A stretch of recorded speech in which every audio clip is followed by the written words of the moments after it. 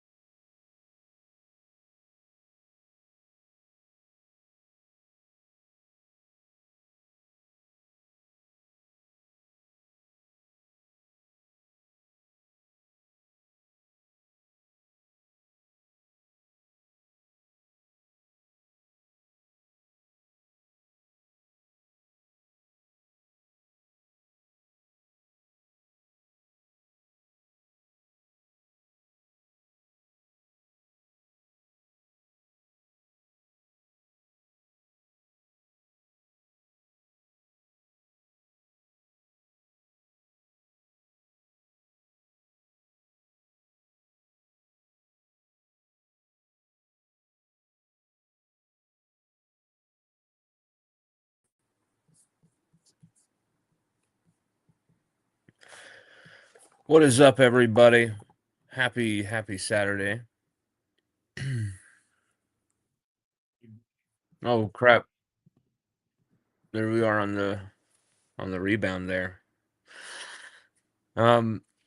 Really sad news out of LSU today. I had a feeling about something like this was going to happen. I'm not saying like I knew this was going to happen. I just was like, there's usually a really bad injury at this point in camp, either spring or fall. There's always at least one. You're very lucky if there's not one of these type of just horrible, just unlucky injuries. But when it happens to somebody who's already coming off of another injury that basically removed most of their season, you feel absolutely gutted, and it is my awful responsibility to inform you that Matt Moscona broke the news earlier that Gabe Reliford has torn his ACL in spring camp. Gabe Reliford broke his arm in, what was it, week 5 last year, when he was making his first TFL of the season, and was really like fundamentally strong last year. Like when he played, he was just held up that edge so just beautiful contain from him.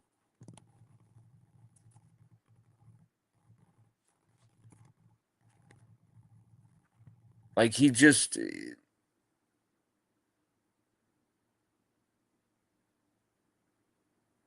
usually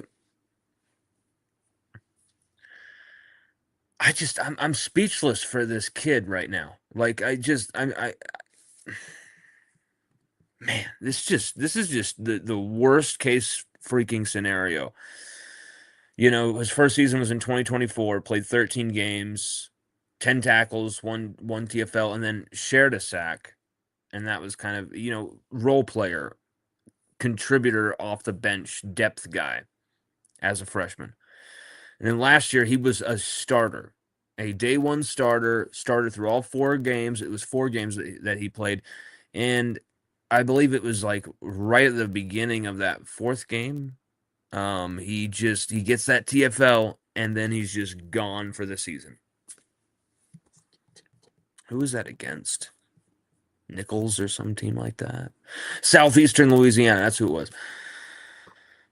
3 tackles, 1 TFL in that game. Like, just here's the thing, his numbers weren't ever going to pop off the board from last year, but what he did for you was so important for this defense. The way he locked down one of those edges, like, at least even if you're against a running quarterback, you knew even if he gets beat with the speed, his length will give him a chance.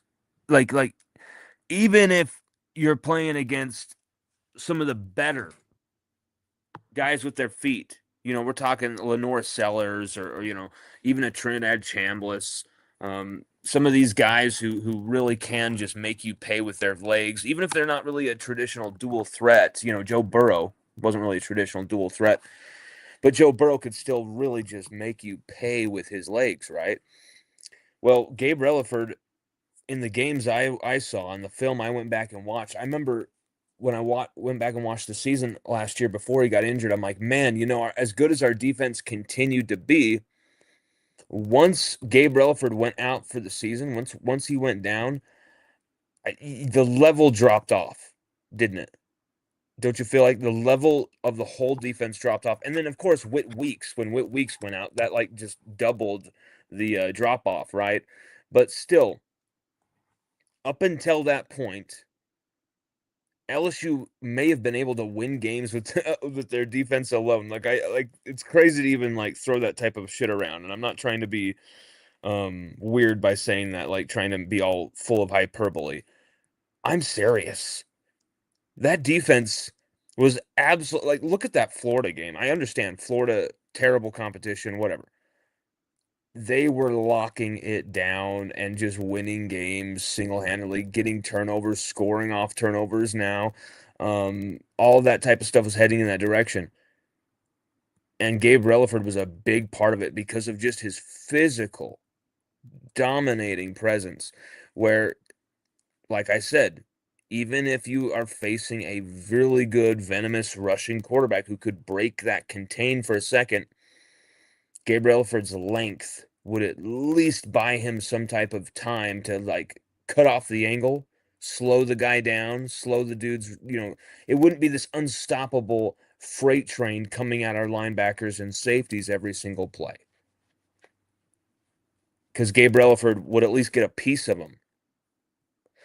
I'd like to see his stop rate, like the stops, which on Pro Football Focus, stops are statistically plays where the defender makes a tackle that isn't a tackle for loss, but it's a tackle at the line of scrimmage or just gains like a yard.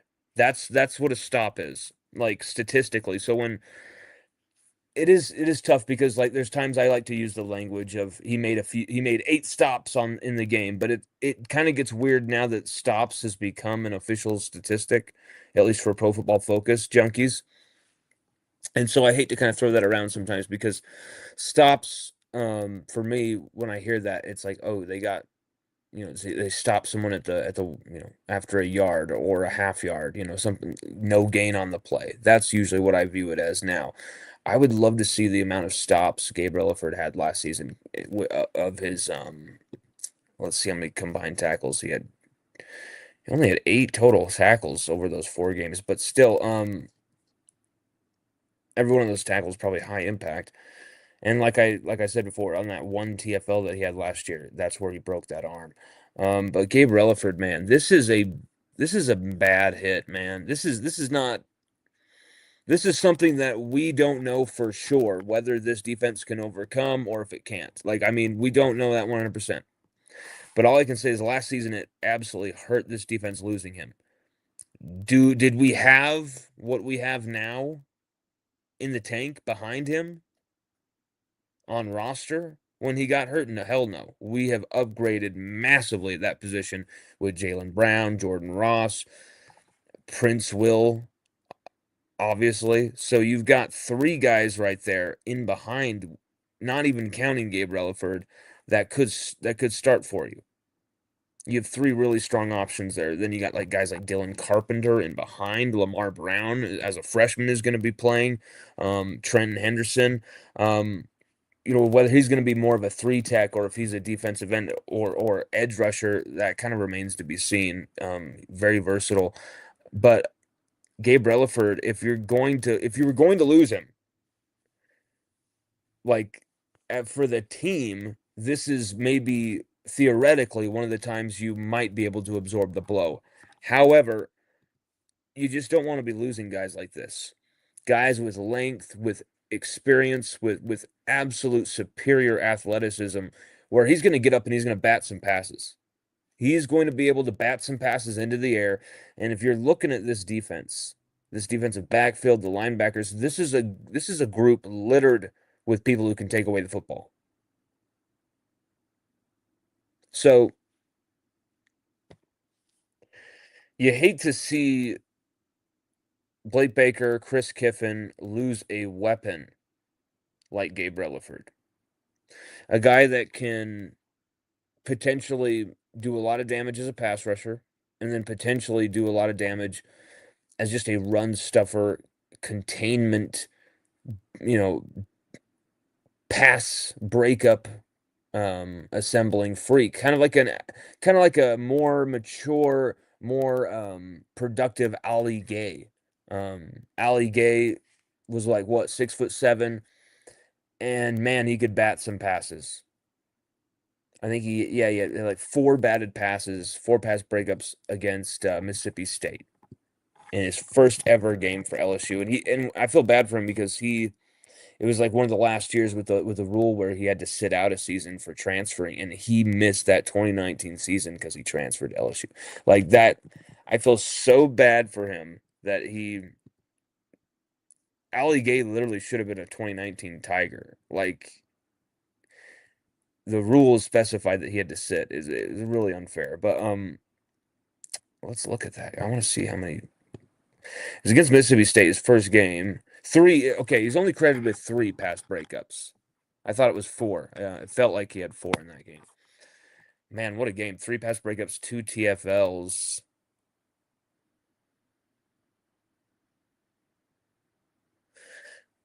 Man, that first season, 9.5 TFLs. Where's the sacks? How come I'm not seeing results for sacks here?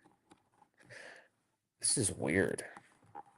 This is very weird how this is set up. You have TFLs and you're literally got a column for, oh, there's the sacks. Okay. I'm like, where the hell is this buried? Interesting. Ollie Gay. Going back into history there with Ollie Gay. I bet a lot of people have forgotten about him, but I have not. Awesome, awesome Tiger. I bet a lot of the people watching have not either. But Reliford was a guy who really fit that same type of physical profile as Ollie Gay. And so he would have been effective. Whether he's coming off the bench, whether he's starting for you, you're going to be able to count on Gabe Reliford being effective and productive for LSU. And even if it doesn't show up on the stat line, like make you and I feel like, oh my God, he had 3 sacks and he had 2 TFLs and he had 5 batted passes in the last 3 games, like numbers we can hold tangibly. Well, I'm here to tell you, you go back and you watch the film, first 4 games of the 2025 season. Gabe Reliford is one of the most important defensive players because on that edge, he's able to stuff so many things and be so reliable against the run as a pass rusher at times that you could get exotic with your blitzes. You could get exotic with some of the things you would dial up for a guy like Whit Weeks, Harold Perkins, even West Weeks, as far as trying to generate pressure in the backfield, which LSU were great at generating pressure last year, but not this last. Sorry, they were good at generating pressure this last season, but they could not finish those plays into sacks. And this was a season coming up where, I mean, you only had 14.5 sacks from your defensive line last year, 27 total from your entire defense. And you've retooled, you've upgraded on the defensive line. You've got guys like Prince Will, who had like what 9 sacks last year. So you have guys with the pedigree to make this happen and to really take that next step and to be, backfield finishers. Actually finish in the backfield, that's what she said. Actually finish in the backfield with some type of like actual fire. And that's the thing that LSU's defensive line has been missing for the last few years is like a collective greatness in the defensive line. Numerous guys you could call upon. It was usually just like, okay, Ojolari and Jaqueline Roy here and there when they weren't injured. Like Jacobian Guillory, I thought had a great year last year, coming off injury. And it sucks that that wasn't his sophomore year and he didn't have more time. But, I hope he gets a chance at the NFL level and really takes it because he looked great last year when he played Jacobian Guillory. Mason Smith had some really good moments, but man, you really of course Mekhi Wingo. Here, what am I talking about? Mekhi Wingo was the only All-American you had as a defensive lineman since like 2017 with Arden Key or something like that. Like you hadn't had an All-American defensive lineman for almost a decade, and you get one with Mekhi Wingo, and he was a fantastic player for LSU. You felt when he got injured before that 2023 Alabama game, you could see the fall off coming. That's how effective Mekhi Wingo was for that team. And now Gabe Reliford in 2025, I feel like Gabe Reliford, not to compare him to Mekhi Wingo, nothing like that. He hasn't proven that to be anywhere near. Mekhi Wingo's a former number 18, playing for the Detroit Lions right now. Gabe Reliford has a lot of adversity to overcome to get there, and I hope he does. But I do feel like this is a big loss because Gabe Reliford, what the film I watched of all these games, his first 4 games of last year, and yes, Clemson, Florida, and then the two, Southeastern and Louisiana Tech, I think it was like not the best of opponents, right? But Florida, Clemson, Louisiana Tech, those 3 games, we got nothing from the offense. So it's all on the defense to win these games. It's like you're watching a Tampa Bay Buccaneers game from like the early 2000s or a past LSU game from like the end of the Les Miles era. Um, or Cam Cameron offensive era. Or, I mean, my God, you can pretty much say every era except for Gary Croton's. There's a few others. Rohan Davey and Josh Reed in 2001. Um, Zach Mettenberger 2013, 2012 with OBJ and Jarvis. That was an unbelievable offense. There's these examples, but I am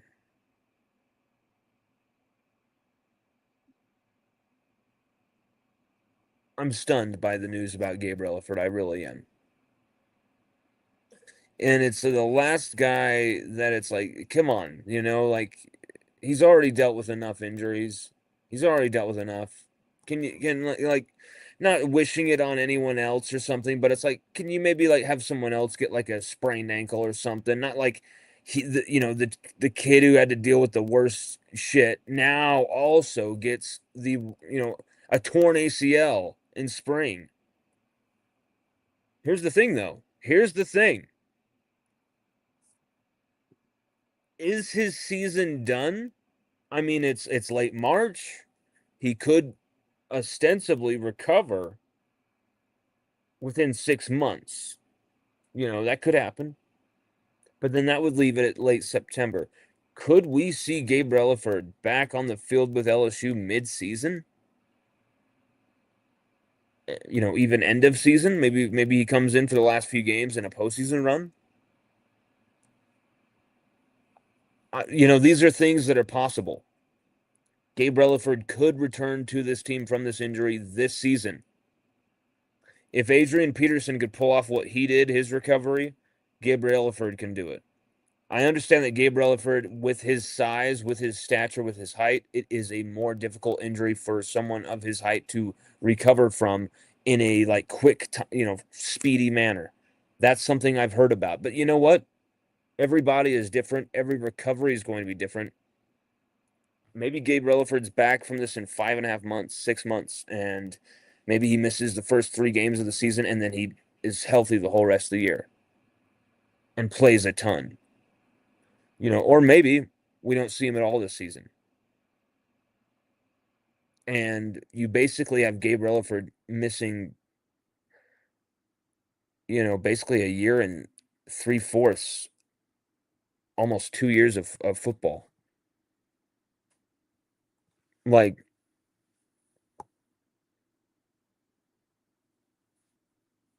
I'm a big fan of Gabe. Like I really love what he brings to the team, and I really appreciated the way he goes about his business. And I love the way he felt like LSU didn't recruit him like they should. And that was why he was leaning and I believe committed to A&M at one point. And then decommitted and went to LSU because LSU finally really gave him the love he deserved and the attention he deserved. And man, that was a huge pickup. But to see Gabe Reliford suffer these 2 season-ending injuries back to back, kind of right when he's starting to kind of find his feet. Year one, okay, and then now year two, he's a starter, goes down, broken arm, freak thing, crazy thing. Okay, coming back into year three, big man, and a lot of people were excited to see what he was going to bring to the table. He was someone that we would mention as like, okay, I know he's coming back from an injury, but it's not like it was a leg, a broken leg, or a torn muscle or something.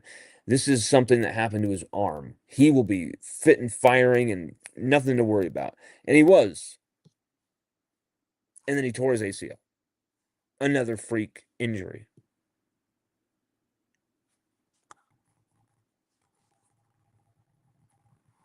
I'm just stunned from this.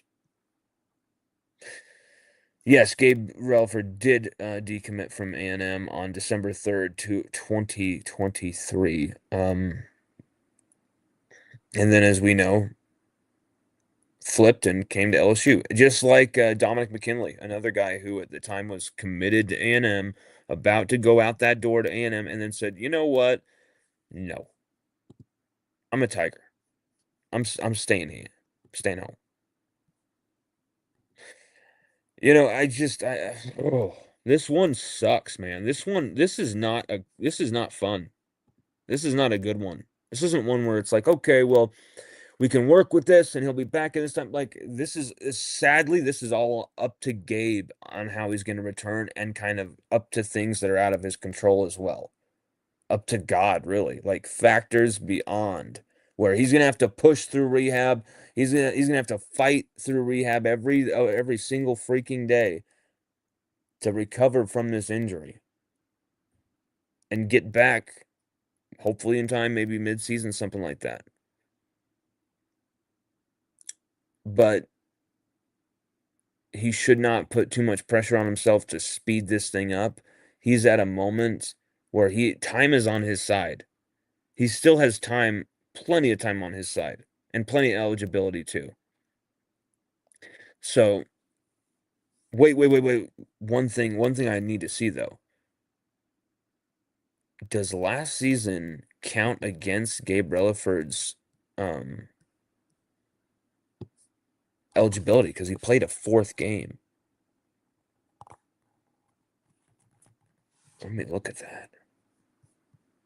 Let me just look up Gabriel for LSU and see what they've counted him as if he doesn't have a red shirt. He did get one. Okay, he did get. Okay, I think it's when you play that fifth game. Okay, so you can play that. You can play the fourth game. It's not once you hit the fourth, then you're okay. You can play the 4 games.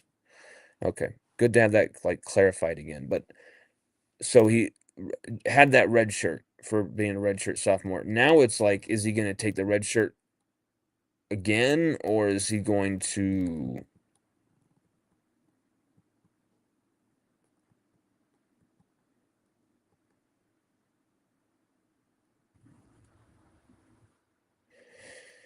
I would love to see him come back mid-season, but everything I'm seeing about guys, this just sucks. I can't say it enough. This sucks for Gabe Reliford. I just feel terrible for him, and I'm praying for his recovery. And I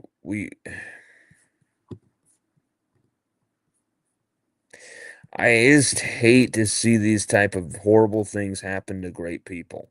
You hate to see them happen to anybody. But when there's somebody who's as steadfast, has already battled back so many times in Gabe Relaford, and then this happens again with a torn ACL before the season's even begun, before spring camps really even got heated up. We've been through.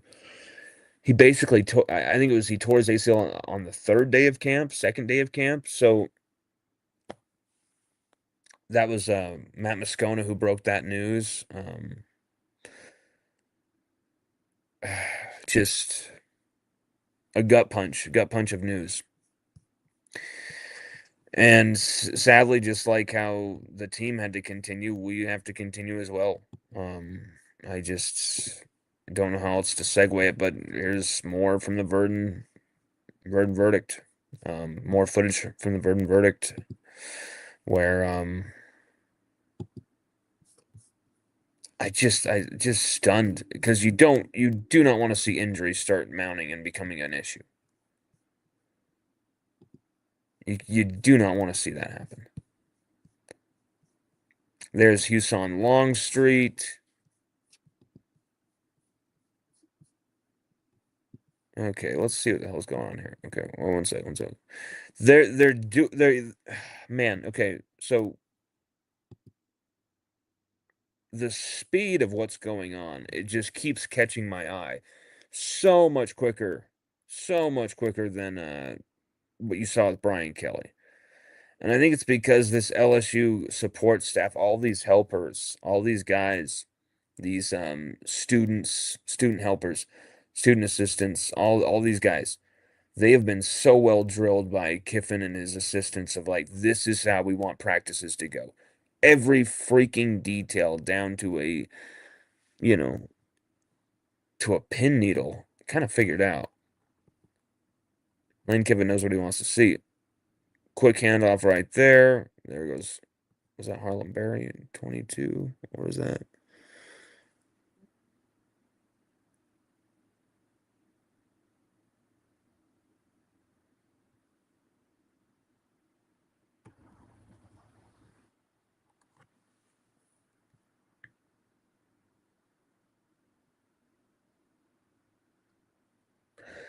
By the way, I love what I'm seeing from Landon Clark. Here's Houston Longstreet, Sam Levitt. Here's oh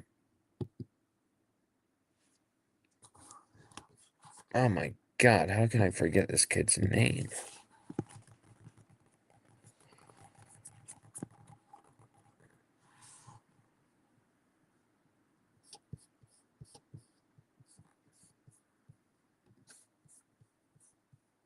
How am I forgetting this dude's name? His parents post all the time on social media, and I'm always like, what the hell? Um,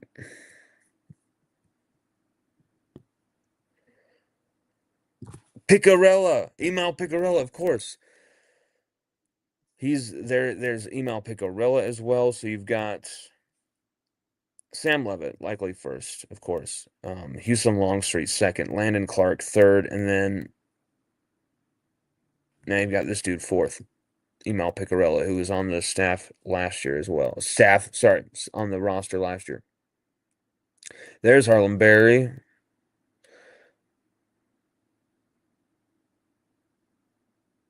Dylan Jones with some nice moves there. Nice feet there. I can actually see that working somebody.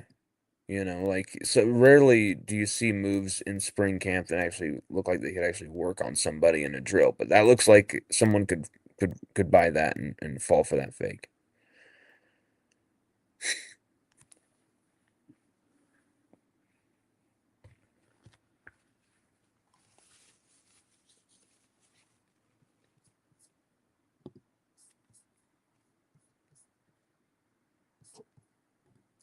Ever notice how much white Kiffin wears? Like, I mean, look at this. Look at this. Are those like Mormon garments? Like, Jesus, Kiffin, you're like translucent. He's always in this white. I love it. Actually, I understand why he would be doing it. I mean, it's hot as hell. So even in late March, it just always looks funny to me. Like I always think of Mormon garments just because of around here in Utah when you see shirts like that, minus the LSU sick LSU logo.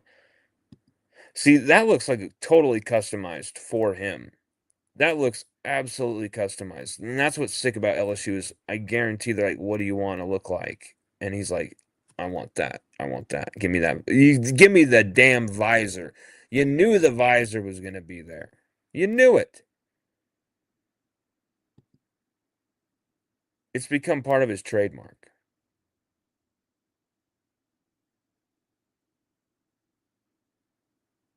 Well, that was interesting. He went up to the guy's holding a microphone. That's weird. Wonder what that was about. Okay, here we go. Here's some scrimmage stuff. Okay, you got Keys, got Cooley back here.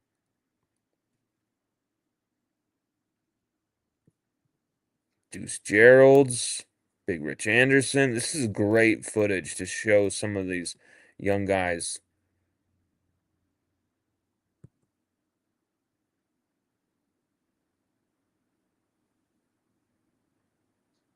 Who made that play?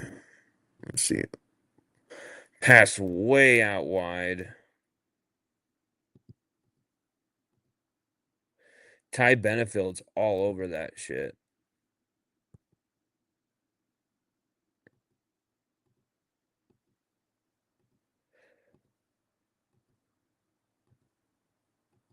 And by the way, I didn't know if I mentioned this again, but this is from, of course, our man, the Verdon Verdict, who has been awesome to let us use his footage to show what they're doing down there. And here's the sad thing: today, Saturday, they didn't get any to show any footage, but I'll definitely be giving you some updates on what happened today.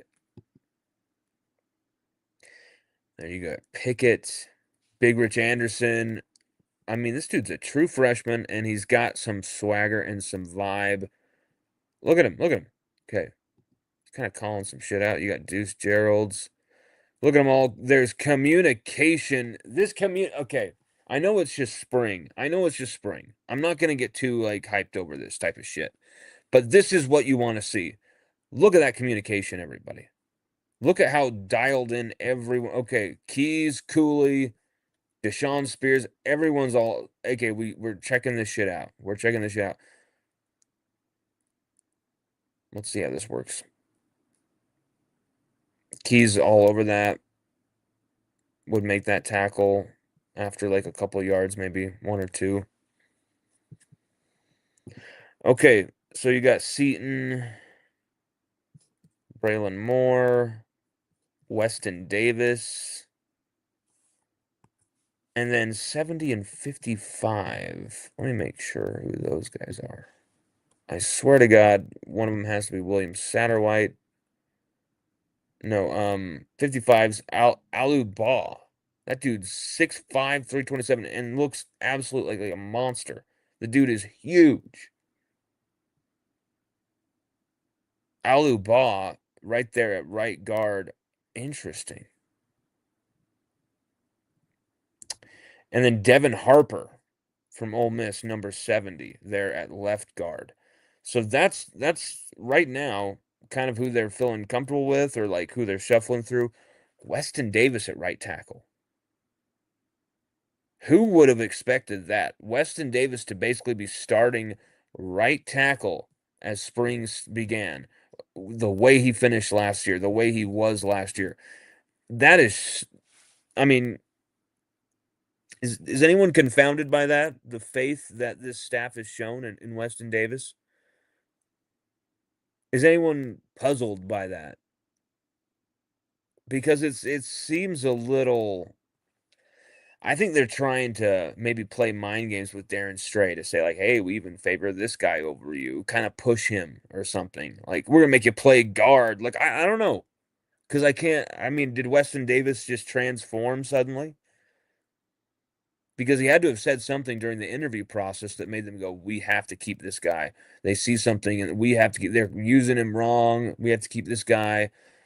You know, and maybe Kiffin and Charlie Weiss, they saw that and were like, "Damn, they're absolutely using this guy in the worst way possible, getting him exposed." That's a question I would ask Kiffin. What have you seen in Weston Davis that A made you want to keep him, whereas you let pretty much every other transfer offensive line go out into the transfer portal, whereas you made sure to keep him when he had such pitiful grades? And what makes you think that he can start for you and be a day one spring first team starter and continues to have the job? A little stunning to me, but you can just, okay, that's what they see in him. They see something in him, okay? And we don't know what it is just yet. We'll see. We got to see as much film on Weston Davis throughout this camp as we possibly can to understand what is being, consecrated here. All right, let's watch Weston Davis there, right tackle. Oh, you know what? A lot better than last year. And he did need help over here. The good combo block action on Deuce Gerald's, and I couldn't see who that was, who was also coming in off the edge there. Is that number? I can't tell who number 6. No, no, no, number 99, and that's Deuce Gerald's going after him. But then I can't see who the other dude is, but whatever. That's Ty Benefield again. I think that just was a pass breakup right there. Let's get a closer look. Sam Levitt at quarterback as well. Look at Prince Will. Okay, this is a great battle right here. You got Prince Will, who had 9.5 sacks last year against the number one overall offensive lineman in the country, Jordan Seaton. This battle is prime time must see television. Look at this shit. Dun, dun, dun, dun. No, no. I could watch them battle all day. And then the ball's here in the air. Look at Ty's hand, already extended. He's mirroring him. He is shadowing him. I mean, he might as well be smoking him in the back of a vehicle. He is all over this shit. And that's not the first time we've seen him breaking up plays, breaking up passes, and basically causing havoc. Ty Benefield already paying dividends. Who is that receiver? Is that still Winnie Watkins wearing number 6 and confusing us all? I think it is.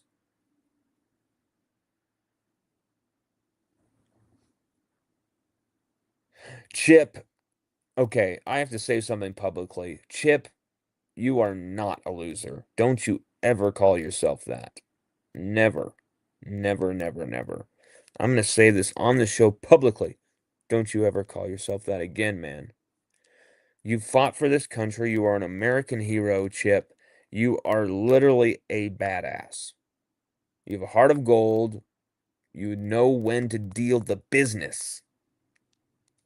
You know when to, listen to other people, and then you know when to lead. You know when to, like, there's everything about Chip that is right. And I wish I could be like you, Chip, where everybody just loves you, Chip. I tend to, have some detractors, kind of the more Tucker Carlson variety of LSU media, I guess. Let's see here. Man, these reps, I'm really intrigued by this, guys, because you're getting to see a lot here. Okay, they got Malachi Thomas, I believe that is, right? 84. Nope, nope. 14. That's Trey Green. That's Trey Green in there at tight end.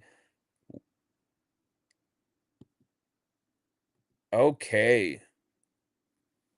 Ooh, what an interesting play. That didn't quite work. Davon Keys probably gets him in the backfield here.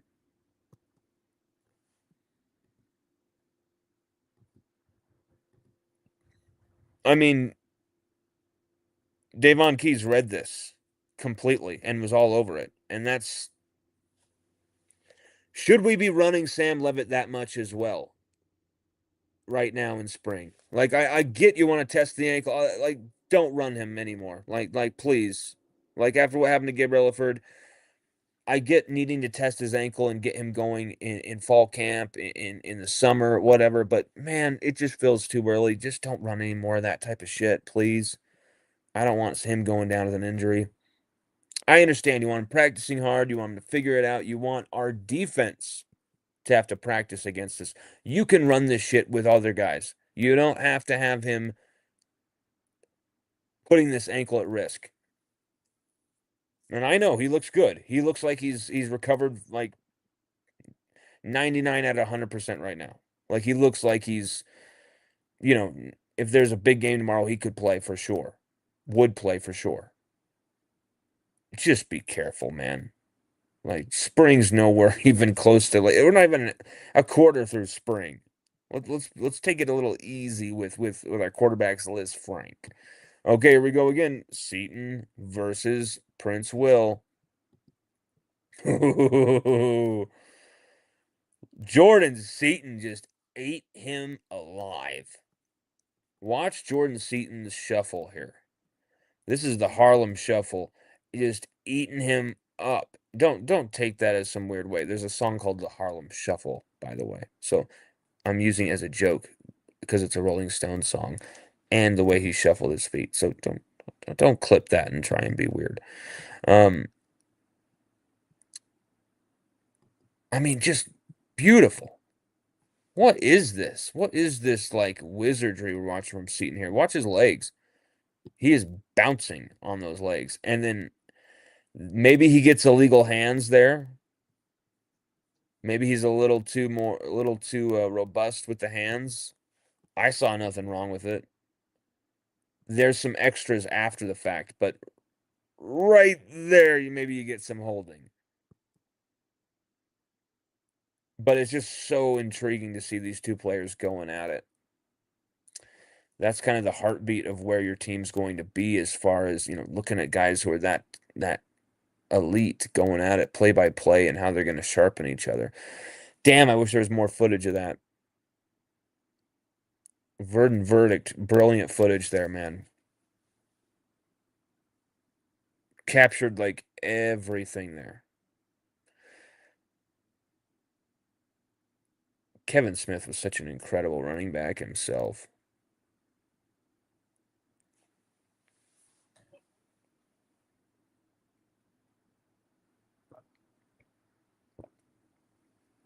There's Dylan Jones out of Wisconsin. Man, he looks just like really powerful. I wouldn't call him like a power back, but he just looks powerful. That's got to be Racine Guillory.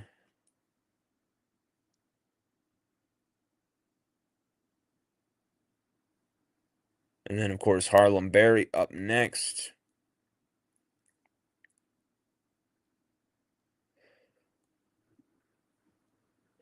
I mean, this running back room could be really good. They're definitely going to be better than last year. That's all I can say. Stacy Gage, number 23, up next. There's Joseph Ebun, number 24, back here. Rod Gainey Jr. was the number 25 that I called Racine Guillory, by the way. Racine Guillory's number 27. That's my old number, 27. Hell yeah. Right here, that is Guillory right back there. And there goes Caden Durham.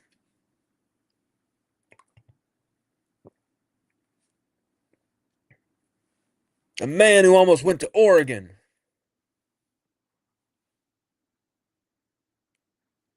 At least offered by Oregon, as I reported. There's Michael Turner.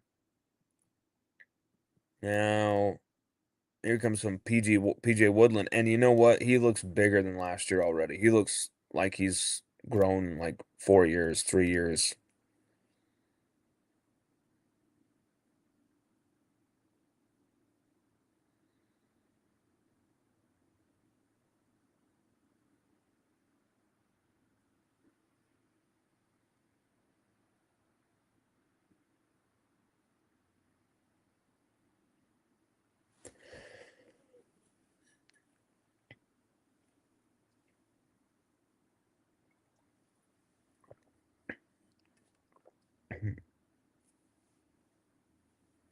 It's very cool to see all the support for Gabe Reliford in the aftermath of this injury. I mean, what else would you expect to see?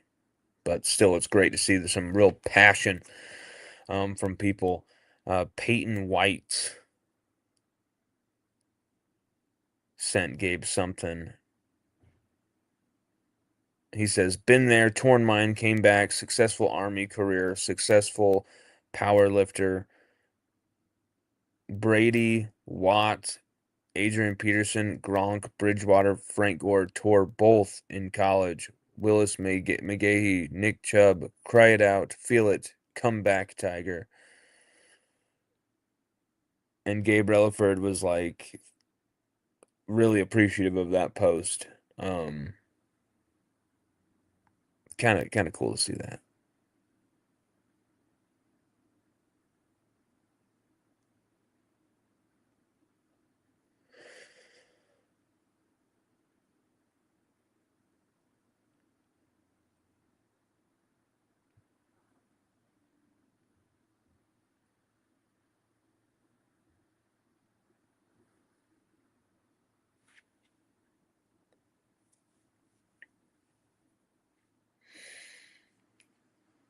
CJ Jim Coyley, man.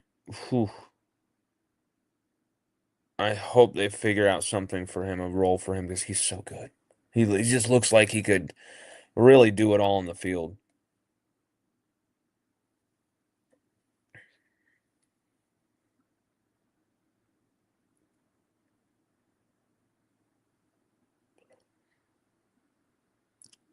And Zach Weeks, number 35 over there, standing there lining up at star a lot, practicing at star a lot.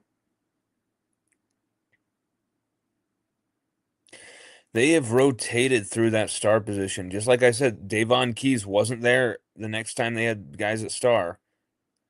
You had CJ Jim Coyley, Deshaun Spears practicing star. And then 25, not Toviano, which is crazy. It's Aiden Hall. Toviano, after what? Wait, I think he wasted like 3 years at LSU. Like we barely used him at maybe even 4. Like it was crazy how many. I think it was just 3, but 3 years at LSU and really got nothing out of it. JV and Toviano. I feel bad for him. Aiden Hall right there. Man, there's so many guys on this roster that I think we're gonna find like, whoa, we did not think that this guy or this guy or that guy was capable of pulling this or this off. And here they are making it happen.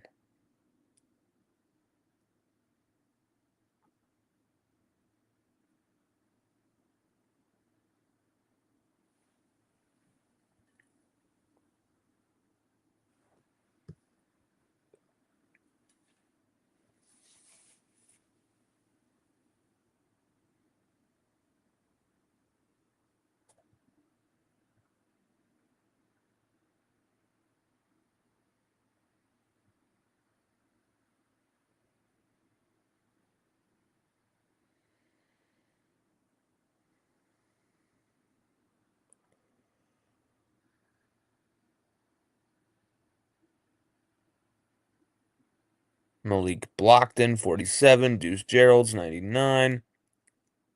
I think 92, Brandon Brown.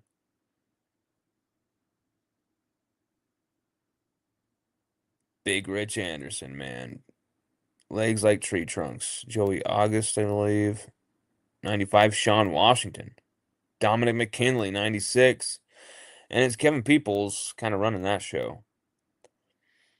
Here's Davon Keys working with Chris Kiffin, Tylen Singleton, Zach Weeks in coverage. Interesting here. Interesting. Ooh, Zach Weeks with a pick.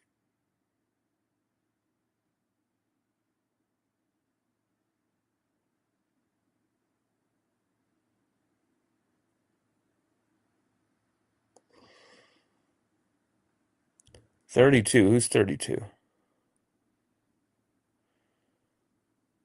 Kiffin's teaching him. Chris Kiffin is showing him, you gotta move. You gotta move. Seriously, it's I never really thought, oh my God, football is a game of how you use your feet. You actually play it, man, and you actually play it against guys with speed, athleticism, fury, power. You make one little step the wrong way or the other way, you're. Look at this. West Weeks hiding in the background. There he is. Then you got Witt right here.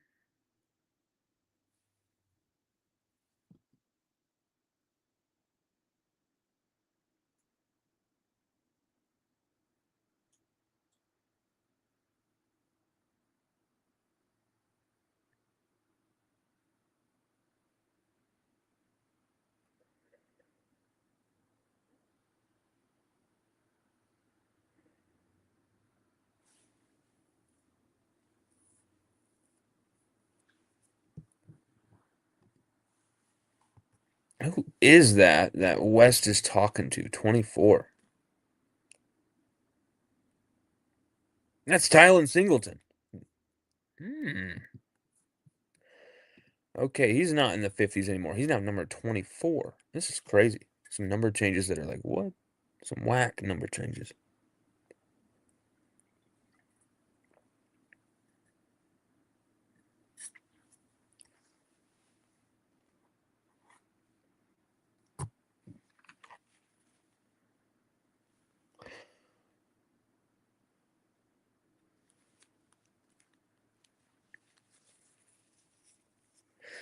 Now, this linebacker unit, I think they're going to be good.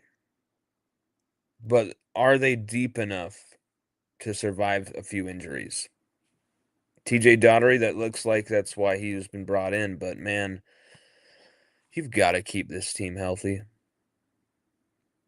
Injuries have killed LSU the last few years. They really like you maybe I hate to say this, but I think it's actually absolutely true.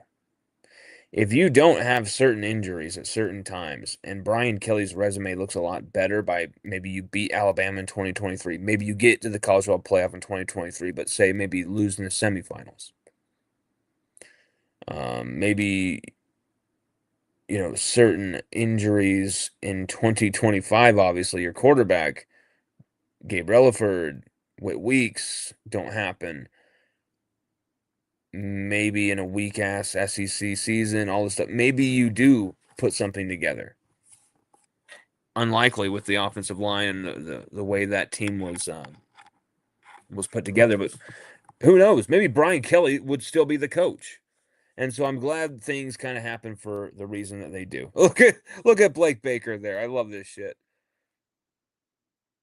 Blake Baker.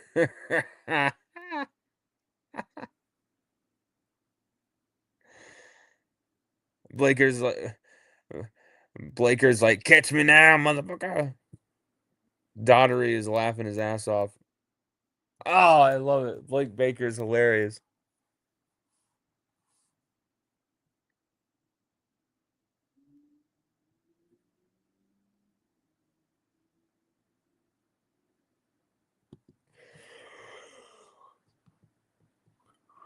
Oh my God. Chris Kiffin has been all over. I think we're all starting to get more familiar with him as things go on. There he is, Mr. Corey Raymond, exiled from LSU a few years ago, and now we know LSU is never complete without this man coaching the defensive backs. We simply have to have him on staff or we're screwed. And instantly, what does he do? He produces. DJ Pickett should have been up for all sorts of stuff. Mansour Delane should have won the Thorpe Award last year, was robbed of that.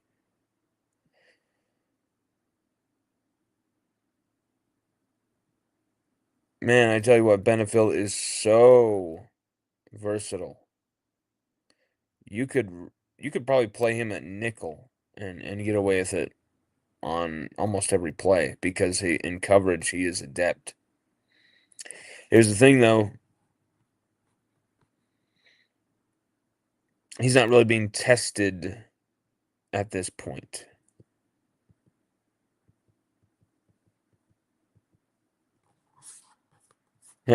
Carter. I love Carter the Powers thumbnails. Kiffin, what the fuck?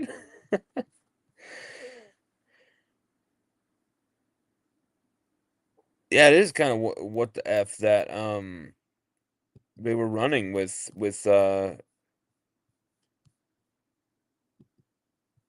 Sam Levitt so early, at least in my opinion. That's just crazy to me. Like I get it. You want to test that ankle and everything like that, but man, be careful. Be careful for God's sake. Don't lose this guy.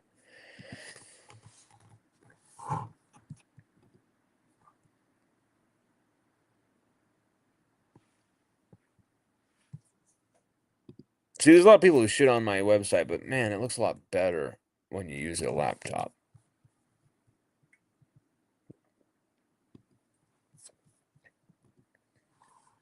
Damn, these ads are annoying.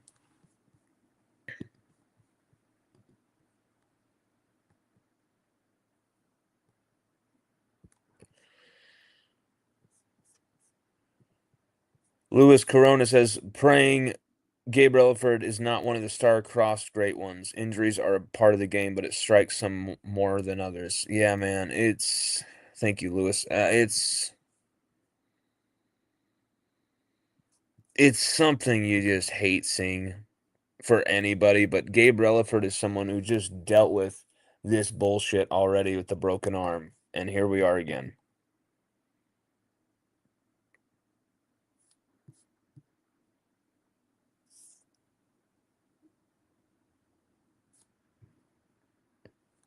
Hmm. Paul Tarver says, sheesh, LSU seems to be snake bit with severe injuries on defensive line last 4 or 5 years. Hate this for Gabe. Thankfully, we have some key transfers to be next man up. Gabe's quickness will be missed. You know, that's the thing is really this has been an ongoing thing. Not only could LSU not keep the same defensive line coach year to year, but some of LSU's best defensive linemen over the last, yeah, like you said, 4 or 5 years post 2019 era, really. And actually, you can even count 2019 injuries, big injuries. Mason Smith on the first drive of the 2022 season really sticks out. But Jaquelin Roy battled with injuries. Jacobian Guillory, an injury that we broke the news of where he tore his Achilles. That was an injury that when we heard the news of that, we're like, oh my God. The fan base and media all agreed before the season. There's two players who, if they get injured, we're screwed. One of them was Garrett Nussmeier, and the other one, ahead of that 2024 season, was Jacoby and Guillory. Everyone was, that guy is extremely valuable. We cannot lose this dude. And so when I knew, oh my God, this just happened. We're gonna have to, report this and break the news. And when I broke the news about Matt House being fired, I felt like I was giving the fans Christmas, a second Christmas. When I broke the news about Jacoby and Guillory having a torn Achilles right after we found out about John Emery Jr. tearing his ACL, I did not want to do that to the fans. And then not only that, 2 weeks later, then Harold Perkins tears his ACL. And then I think a week after that, I reported that Kyle Parker had broken his arm. And then after the A&M game, I have to report that Garrett Dellinger is not going to be returning at any point in any of the season. Or sorry, maybe it was before the A&M. Yeah, it was before the A&M game where Garrett Dellinger got hurt. It was leading up to the A&M game, I believe. Yeah. And so that was a big deal, man. Some of these injuries, not just defensive line, but offensive line too. But just in trenches in general, LSU have had some horrific injuries, and it sucks. But here's the thing: we haven't had the depth to overcome those injuries. You have to have the depth. You have to have the depth, and it sucks that LSU have to call on that depth immediately. We can't, it would be great to have had a weapon like Gary Reliford, a guy with starters experience.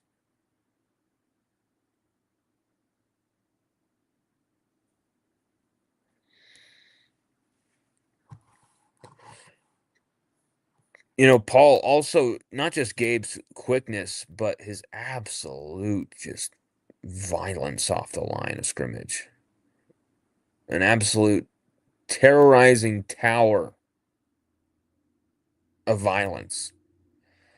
His length is what really is explosive to me off the screen because when someone is that tall but also that long, it doesn't matter if how fast you are. If they can just put a hand out and at least get a piece of you, at least slow you down, and they can reach out to get that hand, like that's sometimes the biggest weapon for a defensive end edge rusher is those long arms. And that's why the best edge rushing coaches, best defensive end coaches, they go for wingspan. So that's why they go for guys who usually used to play a little basketball and things like that. Louis Corona and Paul Tarver, two of our favorite subscribers, two of our favorite absolute badass Tiger fans who've really supported us for so long. Thank you guys for your comments. It's just it's horrible that Gabe Reliford is injured. I can't stand it for him. I hate it for him.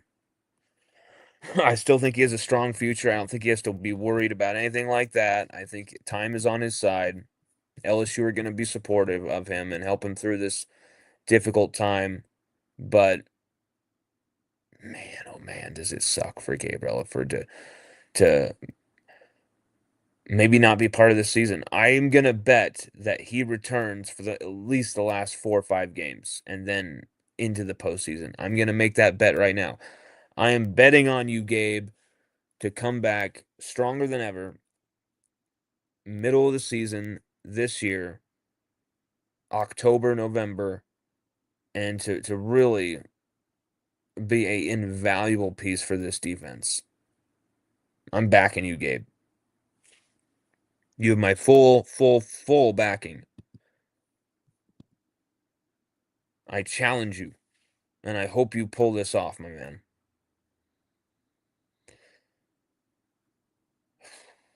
That sucks for him. That sucks for him.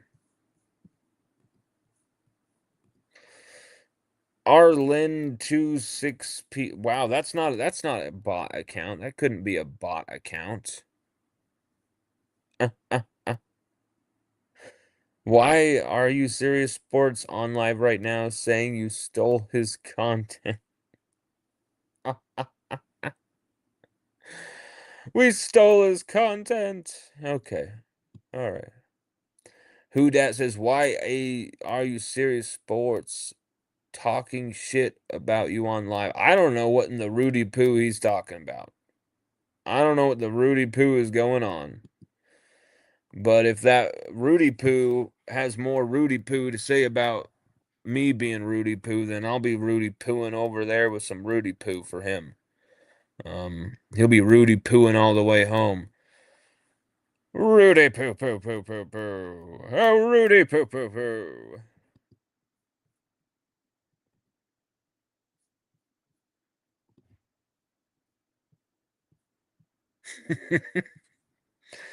I know what you guys are trying to do. You want me to this is that person's ego literally sending bot accounts to my show to try and get me to talk about them, and I'm not going to. Um we just spent the last hour talking about LSU football and the fact that it is horrible that Gabe Relford tore his ACL, which was news broken by ESPN 104.5 Impresario and LouisianaSports.net creator, I believe, Matt Moscona. We give credit where credit is due. Always. Whether those people like us or hate us. And I think it's kind of disgusting when there's other people who won't give you the credit that like you deserved for a story or whatever, or take it away because I don't like you. I'm going to deny that you were the one who broke this story, or I'm going to deny that you did. Like, You're never gonna get that type of petty bullshit from me. Just know that. Like other people are gonna bring that petty shit, and maybe that gets you going. Maybe you guys like the petty shit. Maybe that's my problem is I'm not petty enough. But it seems like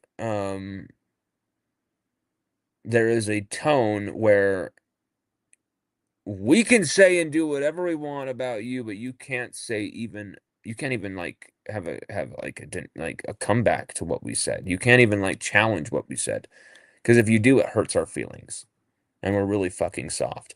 And so you just have to take the lies that we tell about you. Well, we're not going to do that. Um, we don't bow to anybody. Anybody. And I know that you know people can say whatever they want. They can flex this or I got this and I got shit changes sometimes, bro. Sometimes life changes on you. Sometimes you think you're really high at one moment and you're flying and everything's going good for you. And then it changes very quickly. And if you're a piece of shit to people on your way up, you might meet them on your way back down on their way up.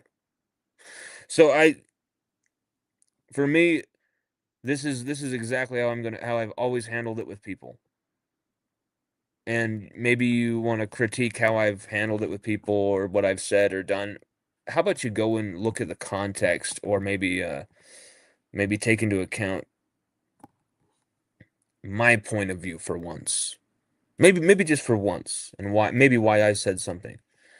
And maybe take into account the fact that when someone says these horrible, horrific lies about you, you kind of have to respond, right? Um, I don't care anymore. I honestly don't. Like they can say I did this or I did. I don't care. I don't care. It's almost laughable. Like, man, I really am desperate to get down to spring camp. That's all I can say. I just want to cover this team desperately because it's not being covered like it should be. There's a few people who do really great work, and there's a lot of people who just kind of glob on to LSU and just kind of like along for the ride and just mail it in. And I don't think they really have the actual passion for this. The LSU is kind of a step on their ladder. There's a reason that they, in their own house have an Alabama helmet or have a Florida helmet or have a Georgia helmet, like an A&M helmet. My God, they actually have it in their own house and they claim to be an LSU fan. Obviously, LSU is a step on the ladder for them. That's not the case for me. This is the destination covering LSU football. And so while some people are going to be, come and go and pretend they're all LSU, and then we find out they're a fake comedian and an Alabama fan. Why are they covering LSU? What the hell is this? These type of things. Um, it kind of makes you wonder what's going on here. Uh, we need to have people who actually have an investment in LSU football who give a shit to cover this team. And you can say a lot about me. You can accuse me of a lot of things, or you can say whatever, and we'll be able to refute pretty much every single one of them. Um, we're brash. Sometimes we're cocky. Sometimes we're dumb. Sometimes we've made mistakes. But you can't take away what's our track record from us. You can't take away what we've already accomplished from us. You can't take away what we're about to accomplish from us. You can't take away how we feel about LSU or how we feel about doing this from us. And you cannot get me upset or pissed off at you. You just can't. I choose when I get upset and when I get pissed off.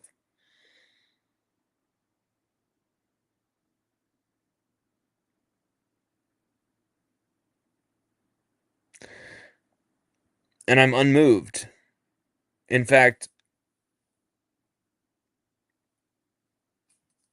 keep it coming.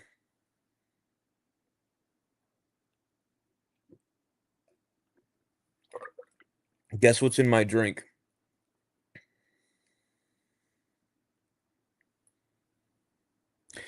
The blood of A&M fans. I drink the blood of A&M fans.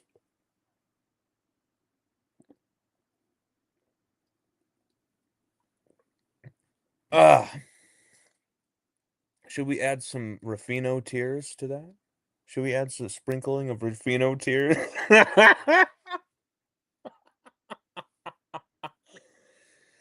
Blake.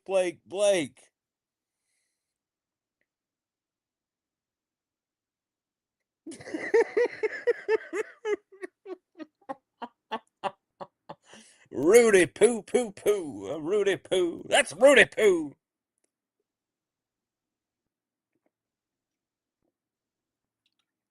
Here's the thing.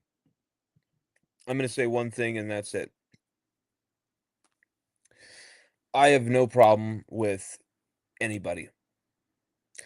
But when people are going to post sniveling things or messed up shit or actually straight up lie and don't think that I'm gonna like clown their ass when they make stupid mistakes or like come in and troll their ass later on, they have another thing coming.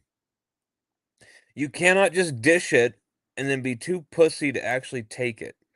And then call yourself a tiger, call yourself like some Louisiana native. You're not.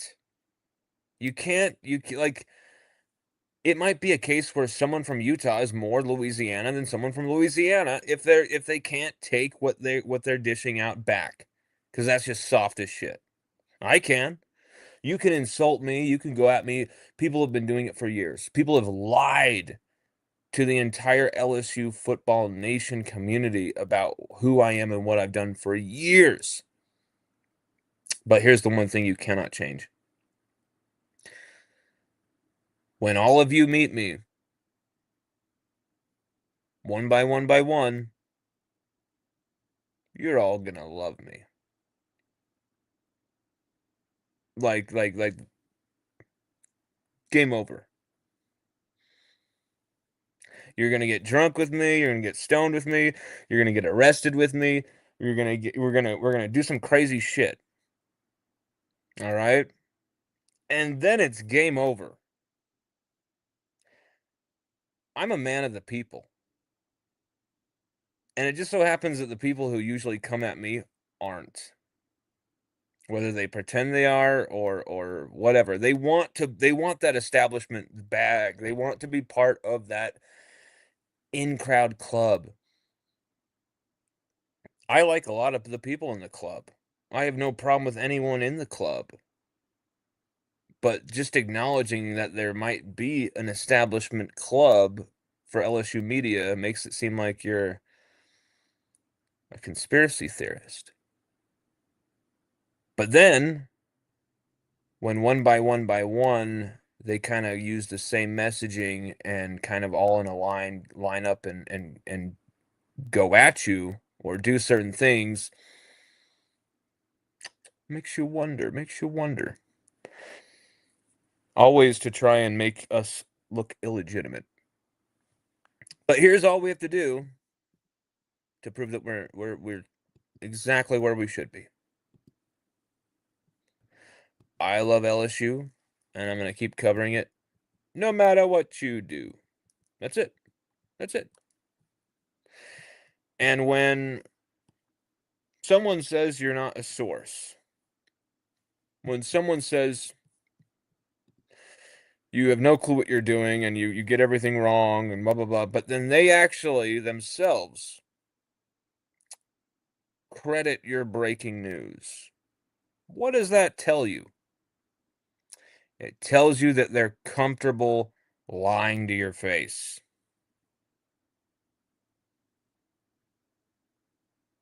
Sorry, Harold, I hate to use like your account in this and involve you in this. I'm not trying to, but this was the only screenshot I found that showed this. I was like, oh, wow. And there's more where that came from.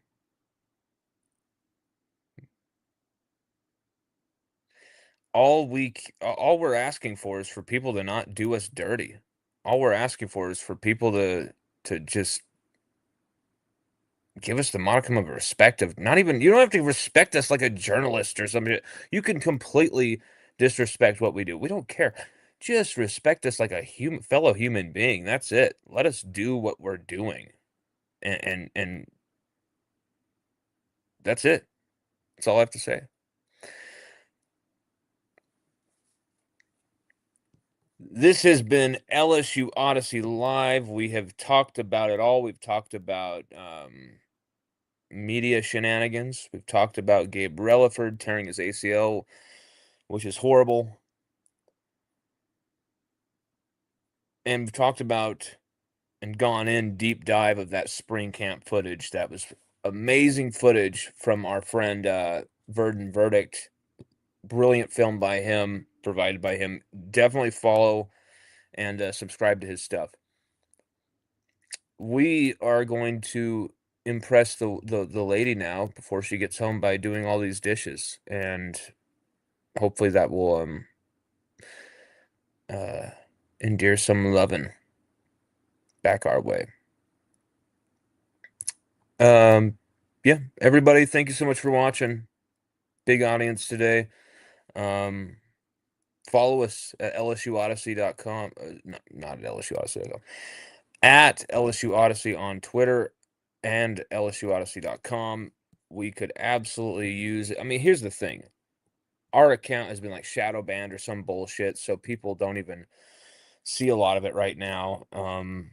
But every time we've had those type of obstacles, we've overcome them. So, you know, there's just I feel like we are very, very, very misunderstood, very eagerly misrepresented. Um, and I feel like so many people, whenever I post these screenshots of things, people are always like blowing up my DMs, like, "Holy shit, that dude just lied to me about this and this and this about you on his show or that," and I never see the shit. I don't give a fuck about this. I'm just told about this.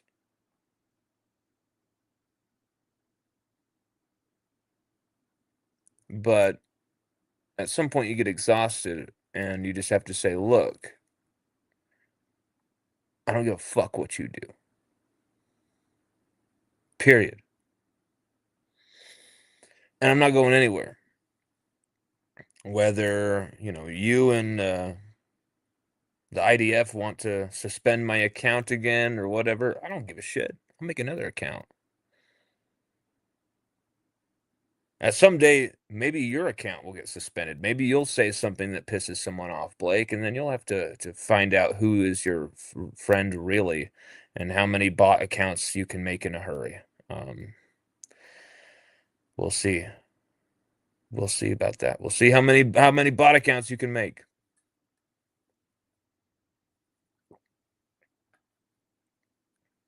Here's the thing. I am done pandering to assholes. I am done suffering fools. I am done letting people who I have literally broken news that have set the headlines for their fucking show for years try and tell you, the audience, lie to you, the audience, that I'm wrong on everything. I'm wrong on. It's complete bullshit. The same type of people who credit us and then say we're wrong on everything. Complete gaslighting bullshit. And the self-seriousness of it all.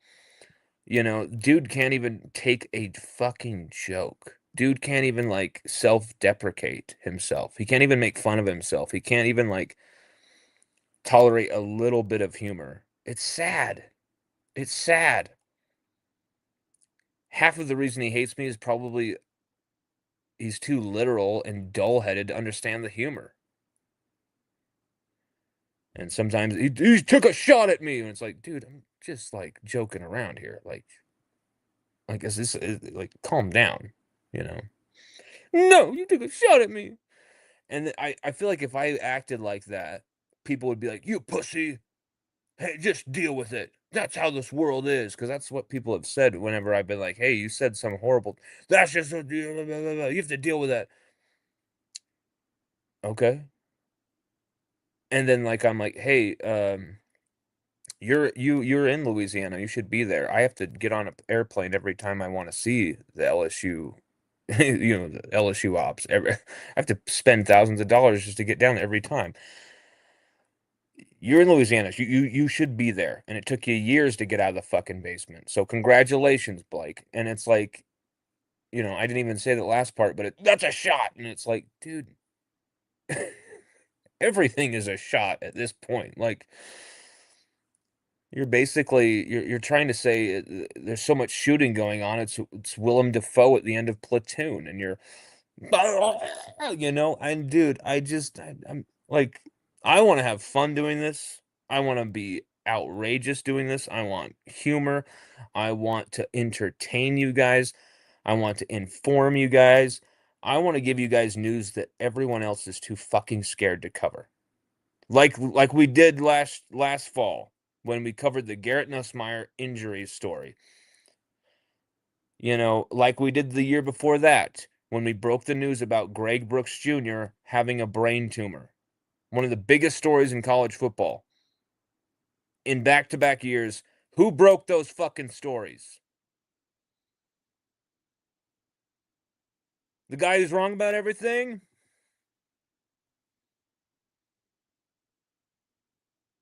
Timestamps, everything proves that. All the media people who hit me up, how do you know about this Greg Brooks Jr.? That proves it too. So, like, I mean, you want to act all self-righteous and cry about, oh, he said something. I've literally had you motherfuckers coming for my goddamn career. And I'm done with it.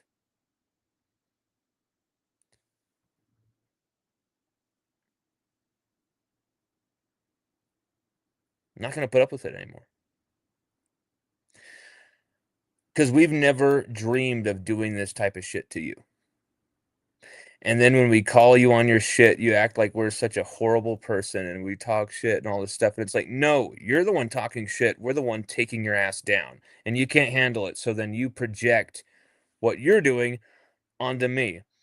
Everything you say is a fucking accusation. I mean, sorry, everything you say is an accusation is actually a confession. So, like, I'm not amused. I know exactly what you're doing, but I'm unaffected, bro. I already have 2 kids under 3. I don't need a third. Um, but I don't know what his beef is. I don't know what some people's beef is. There's other people who've had beef with me, and then they go, Lon has beef with everybody. And it's like, no, I think some of you fuckers are a little jealous or are a little like sick of being embarrassed by us by breaking fucking news that you should be breaking in Louisiana, and we're doing it from fucking Utah. And I think that gets under your skin. I think that bothers you. And guess what? It's going to happen again. And guess what? We have no problem crediting other people who break this story, like we just did today with Matt Moscona, who broke the story. But guess what? I know damn sure that 99% of LSU media would not have credited us have we broken that story today. Had we posted that first, they would not have credited us. And that's because it's a coordinated attempt to delegitimize and to kind of say, no, we don't, this person isn't literally bowing to us. We can't control this person. They asked tough questions, like they made me look bad, even if it's just in my head. I'm not going out there breaking news to make people look bad or, yeah, take that. I'm doing this because I want to feed my fucking family. I'm doing this because I want to live do this for a living. So, how about fuck off and let me do it? How about fuck off and let me break some more news? and set more of your headlines. Maybe you should fucking give me 10,000 of your followers, Blake. We're probably responsible for at least that many. All the news that you've uh, basically been able to poach off of our scoops and pretend was yours. You probably owe on three like probably 20,000 of your followers too. But doubt they would even want those because they're probably half of them would probably be bots. But you know,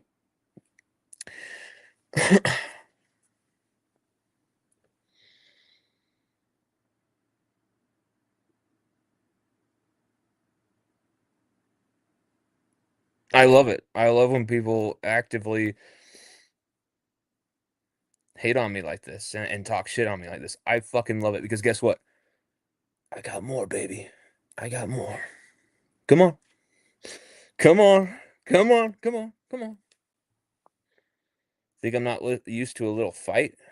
Think I'm not used to a little bit of a drag him out, sock him up kind of a rager where you think I'm gonna back down and apologize to you for you lying about me? No, no, no, no, no.